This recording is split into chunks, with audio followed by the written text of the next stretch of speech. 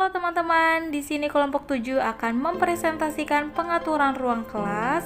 Pemateri pertama oleh Maulida Fitriani, pemateri kedua oleh Rizkika Alaya Indah Kibari, dan pemateri terakhir Hanifah Aulia. Yuk kita simak langsung. Pengertian pengaturan ruang kelas. Pengaturan dapat pula diartikan dengan pengelolaan. Menurut Kamus Bahasa Indonesia, kalimat ini berasal dari kata manajemen yang berarti penyelenggaraan. Menurut Winata Putra menyatakan bahwa pengelolaan kelas adalah serangkaian kegiatan guru yang ditunjukkan untuk mendorong munculnya tingkah laku siswa yang diharapkan dan menghilangkan tingkah laku siswa yang tidak diharapkan, menciptakan hubungan interpersonal yang baik, iklim sosioemosional yang positif, serta menciptakan dan memelihara organisasi kelas yang produktif dan efektif. Berdasarkan pendapat di atas, maka dapat disimpulkan bahwa pengelolaan kelas adalah kegiatan yang dilakukan oleh guru yang ditunjukkan untuk menciptakan kondisi kelas yang memungkinkan berlangsungnya proses pembelajaran yang kondusif dan maksimal. Selanjutnya, pengaturan kondisi ruangan kelas. Pengaturan kondisi kelas adalah segala usaha yang diarahkan untuk mewujudkan suasana dan kondisi belajar di dalam kelas agar menjadi kondusif dan menyenangkan, serta dapat memotivasi siswa untuk belajar dengan baik sesuai dengan kemampuannya. Dengan kata lain, pengelolaan kelas merupakan usaha dalam mengatur segala hal dalam proses pembelajaran, seperti lingkungan fisik dan sistem pembelajaran di kelas. Oleh karena itu, guru perlu menata dan mengelola lingkungan belajar di kelas sedemikian rupa hingga menyenangkan, aman, dan menstimulasi setiap anak agar terlibat secara maksimal dalam proses pembelajaran. Adapun pengelolaan yang baik dapat dilakukan dengan 6 cara, yaitu sebagai berikut. Yang pertama, penciptaan lingkungan fisik kelas yang kondusif. Lingkungan fisik di kelas meliputi pengaturan ruang belajar yang didesain sedemikian rupa sehingga tercipta kondisi kelas yang menyenangkan dan dapat menumbuhkan semangat dan keinginan untuk belajar dengan baik, seperti pengaturan meja, kursi, lemari, gambar-gambar, alat peraga, media pembelajaran, dan lain sebagainya. Yang kedua, penataan ruang belajar sebagai sentral pembelajaran. Ruang belajar yang tertata dengan baik, guru akan leluasa memberikan perhatian yang maksimal terhadap setiap aktivitas siswa. Pembelajaran yang efektif dapat bermula dari iklim kelas yang dapat menciptakan suasana belajar yang menggairahkan. Untuk itu, diperhatikan pengaturan atau penataan ruang kelas dan isinya selama proses pembelajaran. Yang ketiga, penataan strategi pembelajaran. Strategi pembelajaran adalah cara-cara yang akan digunakan oleh pengajar untuk memilih strategi kegiatan belajar yang akan digunakan sepanjang proses pembelajaran. Penilaian hasil belajar. Penilaian dilakukan untuk mengetahui kemajuan dari hasil belajar peserta didik, mendiagnosa kesulitan belajar, memberikan umpan balik atau perbaikan proses belajar mengajar, dan penentuan kenaikan kelas. Yang kelima, pemanfaatan media dan sumber belajar. Dengan menggunakan media komunikasi dapat mempermudah dan mengefektifkan proses pembelajaran, juga dapat membuat pembelajaran lebih menarik. Dan yang terakhir, penciptaan atmosfer belajar yang menyenangkan, mengasyikkan, mencerdaskan, dan menguatkan. Penciptaan iklim belajar yang kondusif dapat memperlancar proses belajar mengajar di kelas. Hal ini sesuai dengan tujuan pembelajaran dan penentuan evaluasi untuk mengukur hasil belajar siswa. Aspek yang menjadi penekanan dalam penciptaan atmosfer belajar yang kondusif yaitu penciptaan suasana pembelajaran yang menyenangkan dan mencerdaskan. Mari kita simak penjelasan berikutnya. Aspek pertama adalah menyenangkan. Supaya kemalasan tidak terjadi di dalam pembelajaran, harus menerapkan strategi pembelajaran yang menyenangkan. Menyenangkan di sini bukan berarti bersenang-senang atau mengharuskan siswa untuk tertawa terbahak-bahak. Menyenangkan di sini berarti proses pembelajaran yang berlangsung dalam suasana menyenangkan dan mengesankan, serta menarik minat siswa untuk terlibat secara aktif dalam proses pembelajaran, sehingga tujuan pembelajaran akan dapat tercapai. Untuk mewujudkan proses belajar yang menyenangkan, guru dituntut untuk mampu mendesain materi pembelajaran yang mengedepankan keterlibatan siswa secara aktif, seperti simulasi, game, tim quiz, role playing, dan sebagainya. Dalam konteks pembelajaran menyenangkan, siswa lebih diarahkan untuk memiliki motivasi tinggi dalam belajar dengan menciptakan suasana pembelajaran yang menyenangkan. Aspek yang kedua, mencerdaskan. Mencerdaskan bukan hanya terkait dengan aspek kognitif, melainkan juga dengan kecerdasan majemuk. Strategi pembelajaran dengan memberdayakan kecerdasan pada hakikatnya adalah upaya mengoptimalkan kecerdasan majemuk yang dimiliki oleh setiap individu untuk mencapai kompetensi tertentu yang dituntut oleh kurikulum. Dengan menggunakan teori kecerdasan majemuk, memungkinkan guru mengembangkan strategi pembelajaran inovatif yang relatif baru dalam dunia pendidikan. Meskipun demikian, tidak ada rangkaian strategi pembelajaran yang bekerja secara efektif untuk semua siswa. Strategi pembelajaran ini pada praktiknya adalah memacu kecerdasan yang menonjol pada diri siswa secara optimal dan berupaya mempertahankan kecerdasan lainnya pada standar minimal yang ditentukan oleh lembaga atau sekolah. Selanjutnya, dalam pengaturan ruang kelas, yang pertama adanya ventilasi dan tata cahaya. Adapun hal-hal yang perlu diperhatikan dalam ruang kelas adalah yang pertama, adanya ventilasi yang sesuai dengan ruang kelas. Nah, ventilasi di sini maksudnya seperti lubang angin yang mempengaruhi suatu ruangan gitu. Dan ventilasi tersebut juga harus diperhatikan mengenai seberapa banyak jumlah siswa di dalamnya, karena apabila ventilasi yang tidak sesuai dengan jumlah manusia yang ada di dalamnya, maka akan mengakibatkan rasa pengap, bahkan sampai tidak nyaman kepada siswanya. Nah, ventilasi di sini sangat diperhatikan, dan mengenai jumlah siswa juga saling berkaitan. Apabila ventilasinya mencukupi, maka dapat memberikan lebih rasa aman dan rasa nyaman kepada siswa. Selanjutnya, sebaiknya tidak merokok. Nah, dalam hal ini biasanya lebih kepada guru yang mengajar di dalam kelas, karena dapat kita temui gitu beberapa guru terkadang merokok di dalam kelas. Nah, hal itu merupakan suatu hal yang tidak patut untuk dicontoh, karena kita tahu sendiri asap rokok sangat berakibat, apalagi kepada anak-anak gitu. Selanjutnya, pengaturan cahaya perlu diperhatikan. Nah, di pengaturan cahaya itu sendiri, biasanya kita suka memakai proyektor atau hal-hal lainnya yang berkaitan dengan animasi atau penampilan-penampilan video seperti itu. Nah, cahaya-cahaya di sini sangat perlu diperhatikan. Apabila kita mau menampilkan video tetapi cahaya tidak mendukung, kan tidak efektif seperti itu. Nah, selanjutnya yang terakhir, masuknya dari arah kiri, jangan berlawanan dengan bagian depan. Nah, mungkin kita sudah cukup tahu ya kondisi-kondisi di kelas, situasi-situasi kelas atau bentuk-bentuk kelas di sekolah itu sudah satu model gitu. Tidak mereka memikirkan bagaimana agar tidak mengganggu kenyamanan siswa dalam belajar seperti itu. Selanjutnya, poin kedua yaitu pemeliharaan kebersihan dan penataan keindahan ruang kelas. Nah, yang pertama yaitu siswa bergiliran membersihkan kelas. Nah, maksudnya di sini biasanya di setiap kelas itu terdapat yang namanya jadwal piket. Nah, fungsi dari jadwal piket itu sendiri adalah apa sih?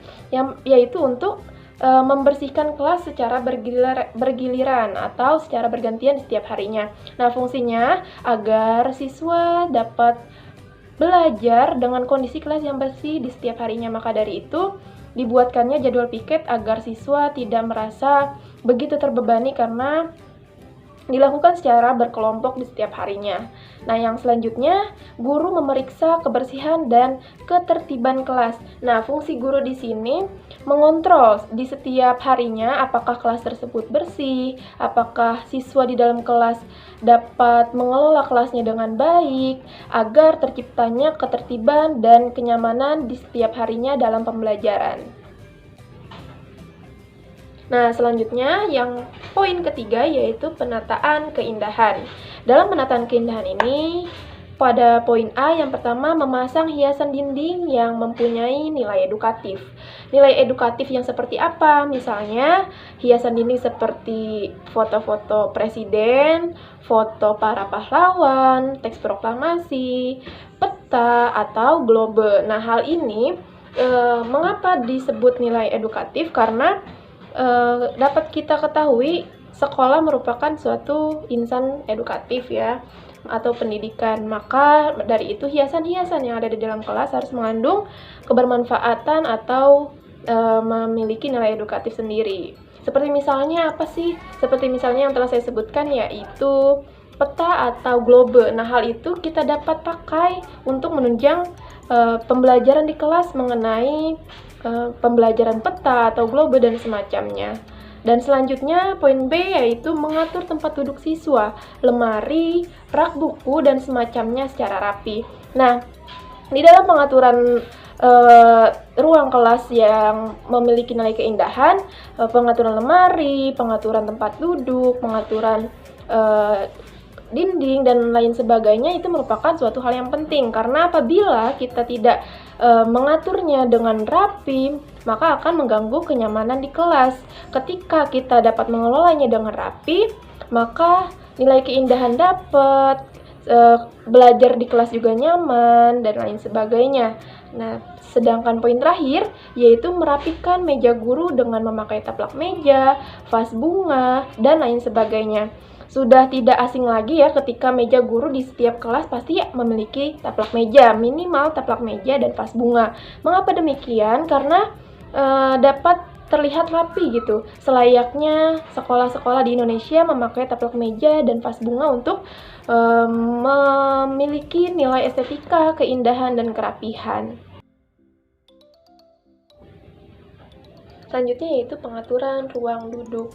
Nah, dalam kegiatan belajar mengajar, siswa memerlukan tempat duduk yang nyaman dan aman dipakai. Karena jika siswa duduk selama berjam-jam dengan bangku yang tidak nyaman dipakai, maka siswa bahkan akan merasakan ketidaknyamanan dan dapat mengganggu konsentrasi dalam proses pembelajaran. Maka dari itu, tempat duduk di sini sangat perlu diperhatikan untuk kenyamanan siswa di dalam kelas. Nah, di dalam pengaturan ruang duduk itu sendiri terdapat beberapa hal yang perlu diperhatikan. Yang pertama, dilihat dari segi kenyamanan. Kenyamanan di sini bukan berarti tempat duduk itu harus empuk, tetapi jika memang memadai maka tidak masalah. Nah, tempat duduk di sini harus cukup enak digunakan. Dilihat dari alas yang harus datar dan jangan sampai miring, memiliki sandaran, tidak terlalu ke depan atau tidak terlalu ke belakang, dan tempat duduk dan meja untuk menulis itu harus memadai. Nah, maka dari itu dalam segi kenyamanan ini kita bisa lihat mengapa sih meja atau kursi tingkat anak TK, tingkat anak SD, SMP, dan jenjang-jenjang ke atas lainnya itu berbeda. Nah, karena melihat dari siapa yang mendudukinya di dalam kelas itu untuk kenyamanan siswa itu sendiri. Maka dari itu, kita sering melihat perbedaan-perbedaan tempat duduk di setiap jenjang sekolah. Nah, yang kedua yaitu dari segi keamanan. Guru ataupun siswa yang menduduki tempat duduk tersebut harus memiliki rasa aman di saat menduduki, sehingga tidak perlu khawatir akan jatuh bahkan celaka. Nah, di dalam hal ini apalagi tingkat sekolah dasar ya yang sering bercanda antara siswa dengan siswa, maka dapat eh, menambah kekhawatiran akan jatuh dari bangku atau hal-hal lainnya yang celaka yang disebabkan dari bangku yang tidak memadai. Maka dari itu, bangku yang atau kursi yang disediakan di sekolah harus benar-benar memiliki rasa aman, bahkan rasa nyaman yang telah saya jelaskan tadi. Nah, yang terakhir yaitu dapat diperhatikan dari segi ukuran. Nah, agar merasa aman dan nyaman, sebaiknya perlu memerhatikan beberapa hal-hal sebagai berikut. Yang pertama, meja atau kursi guru lebih tinggi dibandingkan meja atau kursi siswa. Karena mengapa demikian? Karena untuk agar guru mudah memantau atau mengawasi kegiatan belajar mengajar di kelas, terutama untuk mengawasi siswa-siswa yang sedang belajar. Nah, dalam hal itu juga, meja dan kursi siswa maupun guru sebaiknya dibuat secara terpisah karena untuk memudahkan mobilisasi di saat kegiatan belajar mengajar berlangsung. Selanjutnya yaitu bentuknya sederhana, kokoh, dan bahannya kuat. Nah, di dalam hal ini sudah tidak asing lagi ketika dalam pembuatan tempat duduk, meja, dan sejenisnya itu harus menggunakan bahan-bahan yang kuat, bahan-bahan yang kokoh untuk ketahanan dan kenyamanan, bahkan keamanan saat pemakaian. Dan yang ketiga yaitu ukuran daun meja biasanya 100 dikali 50 cm. Itu merupakan ukuran standar yang biasanya terdapat di sekolah-sekolah. Dan yang keempat, tinggi meja kurang lebih setinggi pinggul siswa. Dan yang terakhir, tinggi kursi kurang lebih setinggi lutut siswa. Nah, mengapa demikian? Karena hal tersebut menyesuaikan seberapa tinggi siswa, menyesuaikan seberapa siswa mana yang akan menduduki gitu. Seperti yang telah saya jelaskan tadi, meja dan kursi di setiap jenjang pendidikan itu berbeda karena harus menyesuaikan dengan siapa yang akan menduduki meja atau siapa yang akan menduduki kursi tersebut.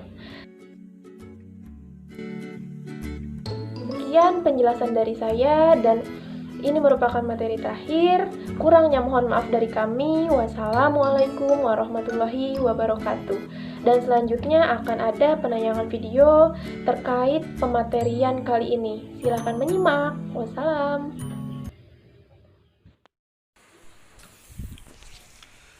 Inilah teman-teman contoh kelas K13. Di atasnya itu banyak aksesoris atau karya-karya anak yang dipajang, ditempel, digantungkan. Itu semua hasil kreativitas mereka ya teman-teman ya. Nah, kita menuju ke pojok baca atau ini pojok literasi. Lihat, ini ada bukunya. Ini mading kelas. Ini tempat duduk pembelajaran K13 selalu berubah-ubah ya teman-teman ya. Jadi selalu berubah-ubah. Ini baru saja kemarin berubah bentuk, sekarang menjadi seperti ini teman-teman ya. Jadi tidak ada patokan mau seperti apa, mau buat lingkaran, persegi, atau letter U, letter L. Terserah kita ya semuanya ya teman-teman. Lihat, di pojok-pojok kelas itu banyak hasil karya anak. Ada madingnya, pojok baca. Nah, yang di atas ini semuanya karya-karya anak yang membuatnya. Ini salah satu contoh kelas K13 juga ya teman-teman ya. Walaupun terbuat dari panggung atau dari papan, tapi kelas ini saya rasa juga kreatif ya teman-teman ya. Tidak kalah dengan sekolah gedung. Walaupun sekolahnya dari papan, tapi kelasnya bersih, teratur. Nah, ada gantungan. Nah, seperti ini ada tanaman. dibuat seperti ini papan tulisnya, dikasih bendera, dikasih kupu-kupu. Lihat teman-teman, ini bentuk meja siswa sesuai dengan pembelajaran K13. Jadi bentuknya itu bervariasi ya teman-teman. Bentuknya bervariasi, berubah-ubah. Nanti takutnya anaknya bosen dengan tempat duduk yang seperti itu saja. Jadi divariasikan. Selalu berubah, jadi setiap minggunya selalu berubah tempat duduknya. Dan bentuk mejanya pun variasinya selalu dirubah-rubah. Ini dinding penuh dengan karya-karya anak, hasil-hasil karya anak. Nah di sini ini mading kelas. Ini pojok baca atau pojok literasi.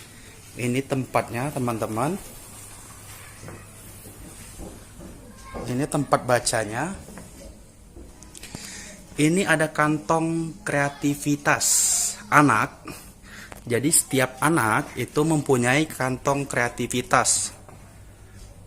Nah, nanti tugas-tugasnya itu dimasukkan ke kantong kreativitas.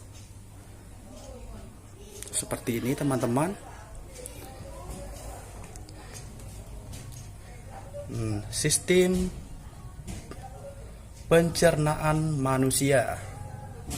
Banyak sekali teman-teman judulnya. Dan tugas anak pun berbeda-beda, nanti dimasukkan sesuai dengan tugas mereka dan kantong namanya masing-masing. Bank soal, ada bank soal. Nanti di sini tempatnya bank soal. Ini pojok atau tempat buku, pojok literasinya. Ini buku-bukunya teman-teman ya. Jam datang siswa. Jadi semua siswa itu mempunyai jam datangnya masing-masing. Nanti diatur di sini ya teman-teman ya.